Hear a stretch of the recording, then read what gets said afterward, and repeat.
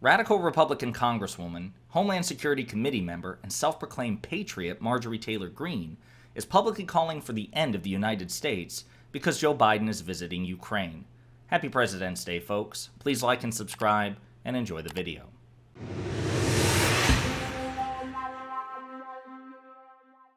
So today, Monday, February 20th, in the United States, is President's Day. And for those of you who are not Americans and have no idea what the hell I'm talking about, what that means is, on paper, today is the second most patriotic holiday in the United States.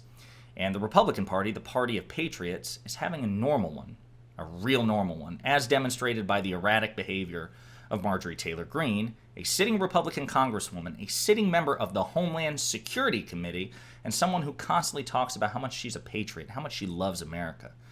Well, she's calling for the end of the United States in the form of a national divorce, secession, if you will. Kind of like what happened in the 1860s when the southern states tried to secede or divorce from the Union so they could keep their right to own other people as human property. Marjorie Taylor Greene is calling for something like that again. And the predicate for this, the reason she's doing this, is because today, on President's Day, President Biden made a secret trip to Ukraine, to the capital of Ukraine, Kiev, to stand with President Zelensky as a show of solidarity. So here's what she has to say on her public and private pages. We need a national divorce. We need to separate by red states and blue states and shrink the federal government. Everyone I talk to says this, from the sick and disgusting woke culture issues shoved down our throats to the Democrats' traitorous America last policies. We're done. We are done. That's what she says. She also says on her official page, impeach Biden or give us a national divorce. We don't pay taxes to fund foreign countries' wars who aren't even NATO allies. She misspelled countries and allies, by the way. We aren't sending our sons and daughters to dies for foreign borders and foreign democracy. America is broke. Criminals and cartels reign, and you're a fool. So again, what she's talking about is President Biden made a trip to Kiev, the capital of Ukraine, which is constantly under attack from the Russian army, in a show of solidarity to Ukraine on behalf of the United States. And we'll dive into some of the specifics there because it's a very interesting visit. But Marjorie Taylor Greene's spelling issues aside, it's really silly because though President Biden has pledged to provide additional funding in terms of foreign aid, military assistance to Ukraine, $500 million to be exact, which is a lot of money, to be fair. It's certainly not going to break America. $500 million will never cause America to just collapse, right? We're talking about a GDP which is in the trillions of dollars. We're the world's foremost economy. $500 million is not going to break the United States, and we're certainly not broke now.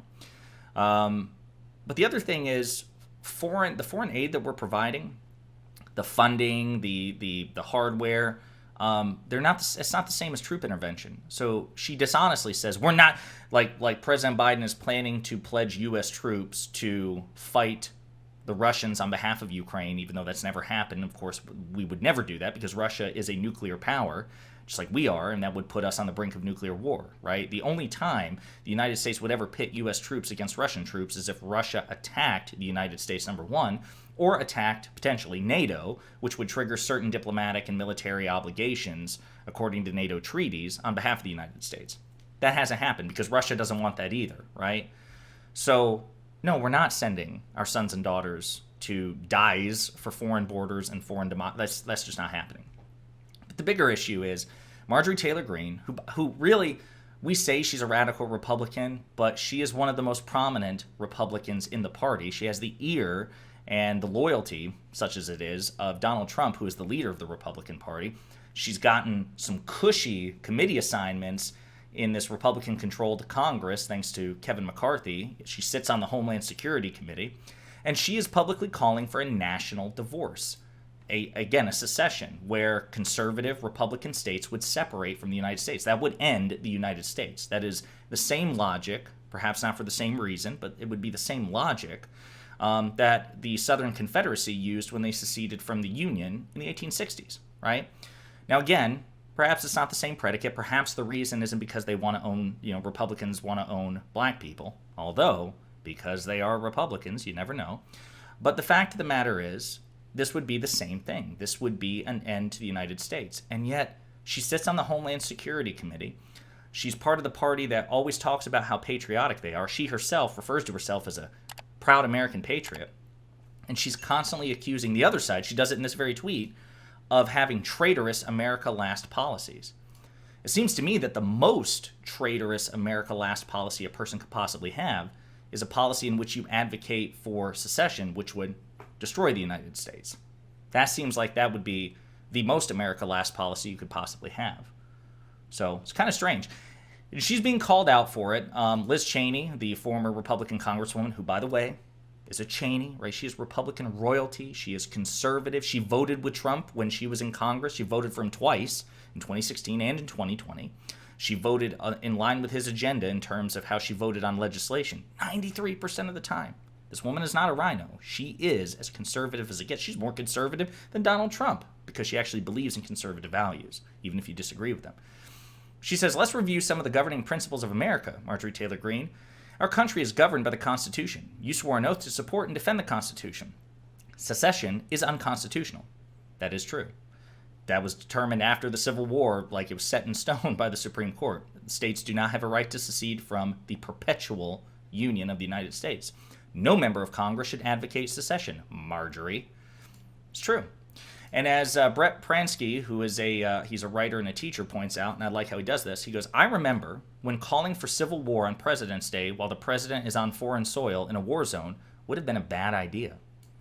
Spare me the false equivalence. The left is nutty, but no threat. The threat is, and has always been, the fascist right.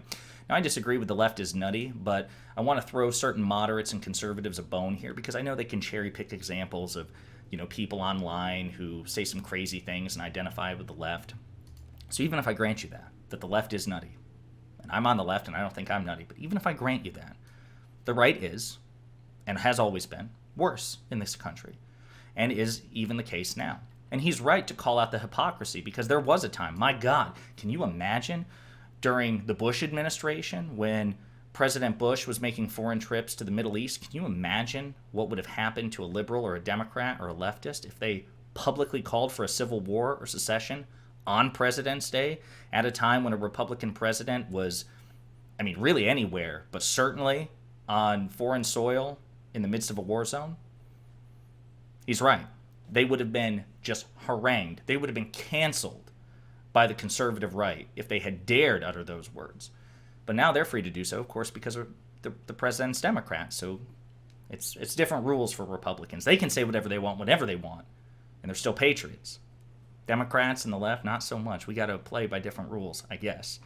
Last thing I want to say, though, is to call attention just real quick to President Biden's trip to Kiev. Kiev is constantly under threat from Russia. It's the capital of Ukraine. It's, Zelensky's, seat of power. And taking it would be a huge military and symbolic victory. And as a matter of fact, when President Biden was in Kiev today, there were air raid siren sounds, and there were reports that Russia had, was making a show of force. And the footage shows President Biden just coolly with his aviators, just walking through the streets of Kiev as the air raid sirens were playing in the background, not a care in the world.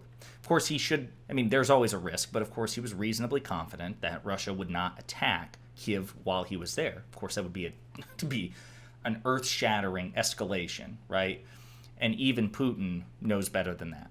So I want to play one final clip here of President Biden's remarks to the Ukrainian people while he was in Kiev, and then we'll call it a day.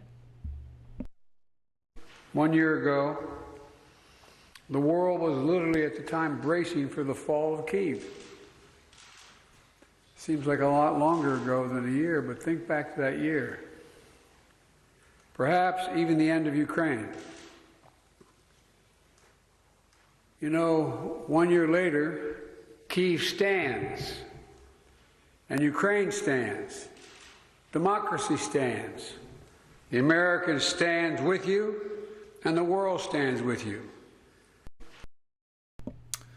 Well said, Mr. President. It's true. Right now, public support for America rendering aid to Ukraine is still very high. It's still very bipartisan. Most of the dissent comes from Republicans, but also, again, it's because a Democrat is in power, right? If the situation was reversed, I expect you would see less dissent from the Republican Party if it were a Republican president trying to work with Ukraine, right?